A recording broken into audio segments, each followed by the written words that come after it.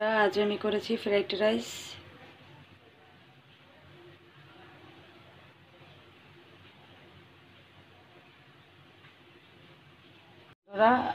আজ আমি করব ফ্রাইড রাইস, অন্যরকম একটি ফ্রাইড রাইস করব। তার জন্য আমার যা লাগছে, পেঁয়াজ দিয়ে দিলাম। পেঁয়াজ চার-পাঁচ করে কেটে রেখেছি, আর দিলাম রসুন কুচি।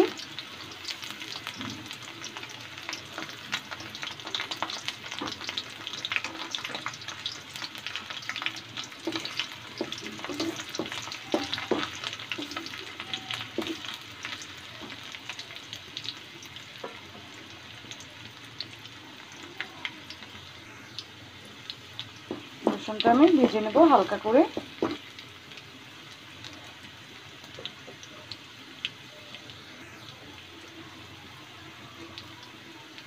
দিয়ে দেব সামান্য লবণ,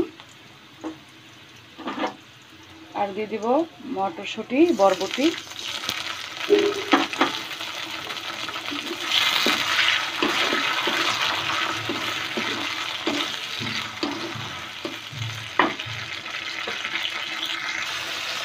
এবার দিয়ে দেবো টেস্টি সল্ট পরিমাণ মতো।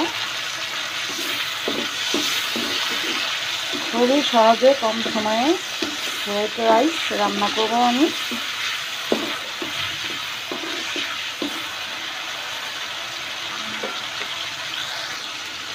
এবার দিয়ে দেবো কাঁচামরিচ কেটে রেখেছি এভাবে করে, 4-5টা কাঁচামরিচ দিয়ে দিলাম।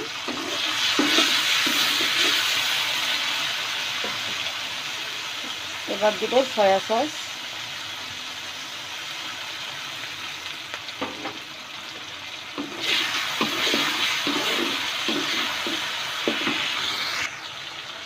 আর দেব আমি টেস্টের জন্য সামান্য গোলমরিচের গুঁড়ো, 7 চামচের মতো দিয়ে দিলাম।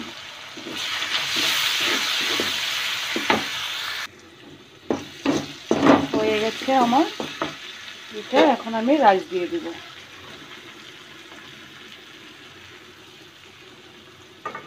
একজনের পরিমাণ রাইস দিয়ে দিলাম।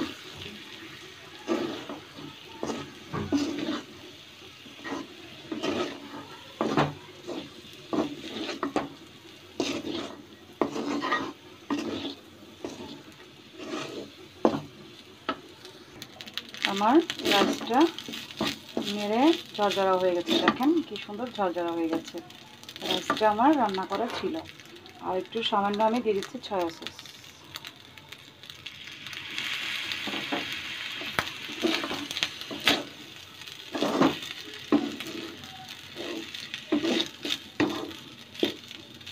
এবার আমি দিয়ে দেব চিকেন রান্না করা।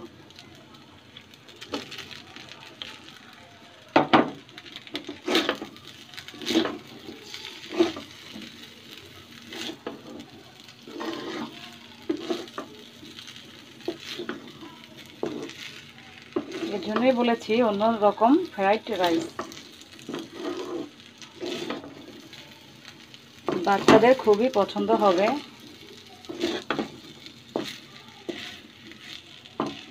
দেখেন কি সুন্দর কালার হয়েছে। বন্ধুরা, তৈরি আমার ফ্রাইড রাইস। কোনো ডিম ছাড়া তৈরি করলাম। রান্না করা মাংস দিয়ে খুবই সহজে শর্টকাটে 10 মিনিটের ভিতরে তৈরি হয়ে গেছে আমার ফ্রাইড রাইস।